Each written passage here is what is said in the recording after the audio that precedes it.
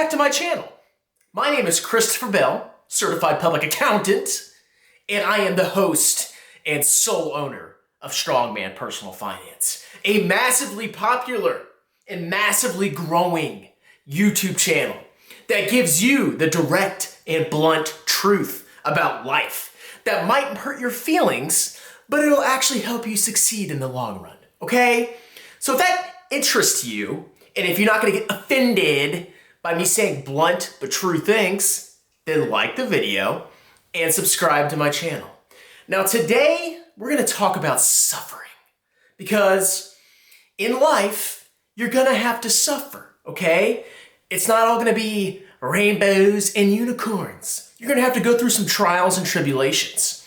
But you can either front load those trials and tribulations and develop a skill and toughen yourself up and then reap the rewards later in life, or you can screw off when you're younger and do freaking nothing but follow your stupid passions and then not suffer when you're young, but suffer more and more and more as you get older.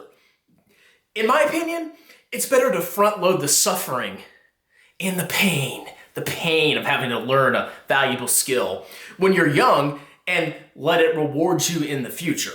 And I'm gonna show you exactly what happens by comparing somebody that studies math and works their butt off when they're young versus somebody that studies art or wants to be a painter and they freaking fail. And in the long run, it screws them over, okay? So pay attention. So we have two people in this example. We got math boy, guy that likes to study math, gets a good job, and we have art boy, who, he's just an individual. He's so unique. He's just a good guy. He follows his heart, and he's so liberal and so open. But he's also a freaking loser, and I'm gonna show you why. All right?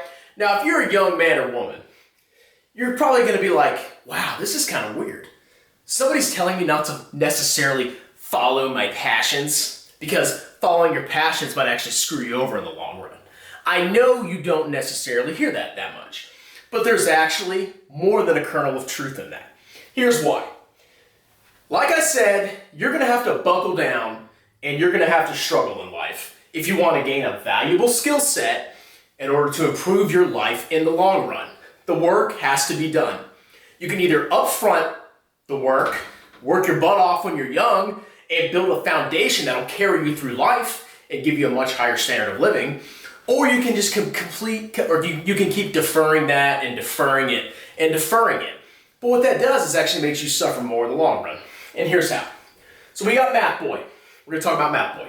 On this chart, I have his birth at age 0, all the way to his death at age 80. All right? These red dots are representative of suffering.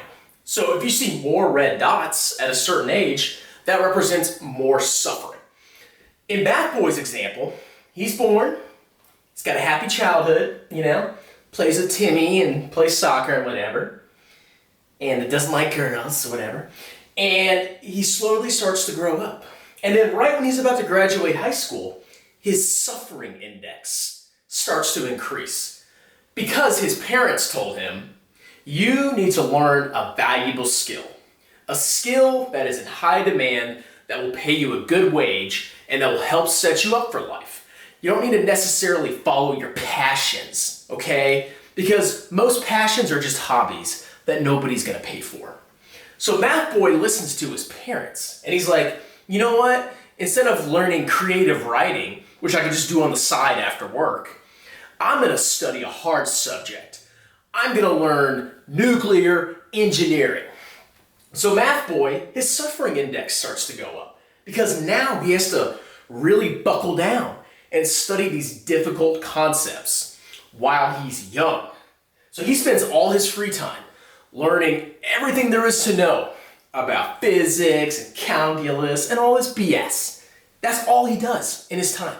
I'm sure he has time to hang out with his friends, but he also has a lot of time that he has to devote to studying, okay? So he's suffering. And it happens through college. He goes to college, he's 18 years old, and he studies nuclear engineering. He graduates, he gets a master's in nuclear engineering, and he suffers because it's freaking hard. You know, he doesn't have a lot of time to go party with the boys, go to the frat party and, do foam cannons and whatever. He's busy freaking studying. And it kind of sucks because everybody else is having fun getting wasted. But that's okay. Because once Math Boy graduates, he immediately after graduation with his master's in nuclear engineering, which he has mastered because he studied and he learned the skill, he gets hired at a nuclear power plant, making $70,000 a year right off the bat with benefits. And he has no debt because he receives scholarships for STEM majors, okay? And he can go to some stupid, expensive liberal arts school to learn BS.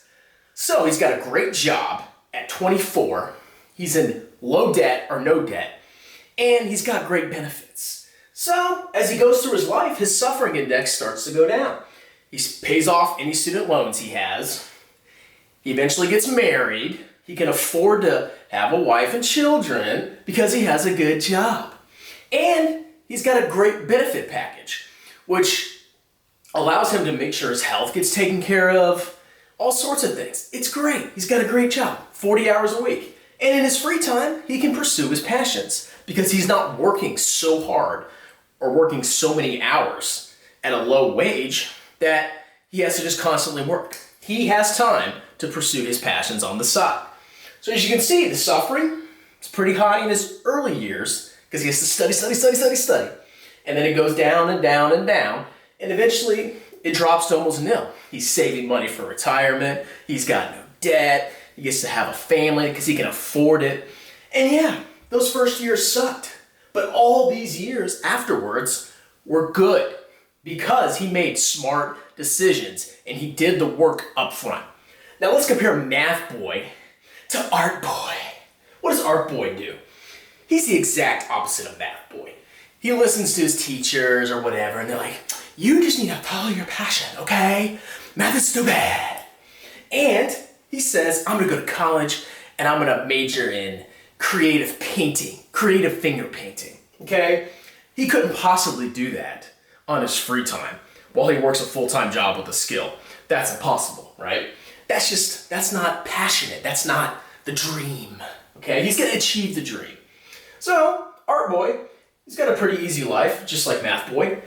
Good, happy family, yada, yada. His parents tell him he doesn't have to worry about getting a hard degree, follow your passions, blah, blah, blah, blah, blah. So Art Boy, he's got it pretty freaking easy. He lives with his parents the first 20 years of his life, and then he goes to college, and he takes out massive student loans, and he uses those loans to artificially increase his standard of living.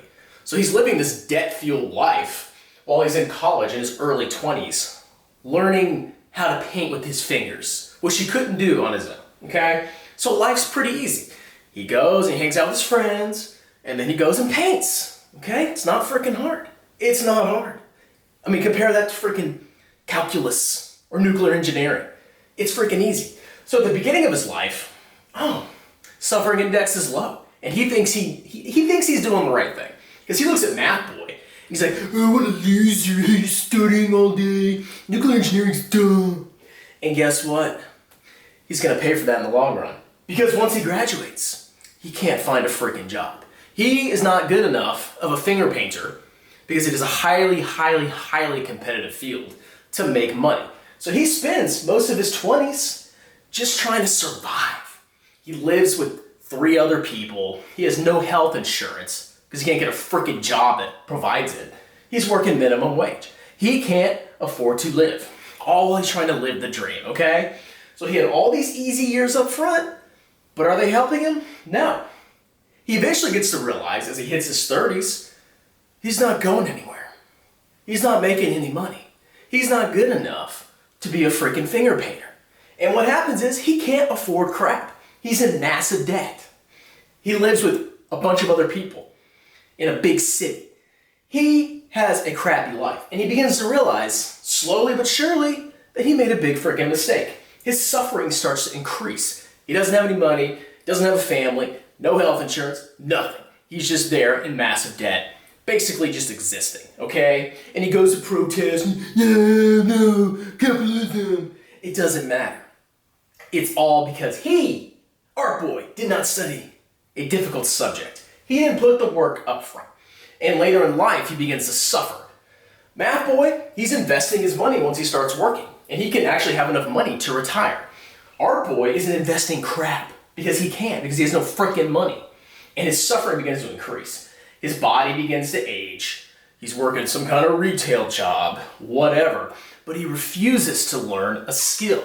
He just goes and protests with his little communist fist, okay? And his whole life, he just gets older and more decrepit, more miserable, can't afford a family, nothing, because he has no freaking skills, okay? So, he gets to 60. He's worked his entire life at low skill, minimum wage, or slightly higher jobs because he did not develop the skill set. He didn't put the effort up front when he was young to succeed. And now, he's just old and working a job that he freaking hates that doesn't pay him crap. And now he's 60 and he finally gets to retire on Social Security, okay? But he's still suffering in retirement because he has no freaking money that he invested. He has nothing because he couldn't afford to save money because he didn't have a freaking skill. So now he's suffering all through his retirement, barely scraping by, living off whatever welfare programs. And all because he didn't put the work up front, all right? So what's the whole purpose of this lesson? It's very simple. It is better when you are younger to get a very distinct and rare skill set, no matter how freaking hard it is. Because yeah, your life might suck when you're younger, but once you get through that hard period of your younger life, you have a skill that is going to compensate you so well that you can develop a great quality of life. Like if you can get paid $100 an hour because your skill set is so rare, how much free time could you have if you worked 30 hours a week at $100 an hour? That's freaking $3 grand a week, okay? Compare that to Art Boy who has no skills and he gets paid $10 an hour. To make $3 grand, you'd have to work 300 hours. 10 times as many freaking hours, okay? So do the suffering up front. Learn a skill. Doesn't matter how hard it is. Because in the long run, it's gonna pay off. It'll give you a higher compensation, which will allow you to work fewer hours if you choose to, and then that frees up more of your time to do things that you actually enjoy, as opposed to following your passions, which don't land you a job, and then you waste more of your time and you suffer more in the long run because you're working a job that doesn't pay crap, which means you have to work more hours to achieve the same standard of living. Okay? Now, you can dislike this video if you want, but that's on you. I hope you enjoyed it. If you like it, hit the like button, subscribe, and I'll see you in a couple days. Bye.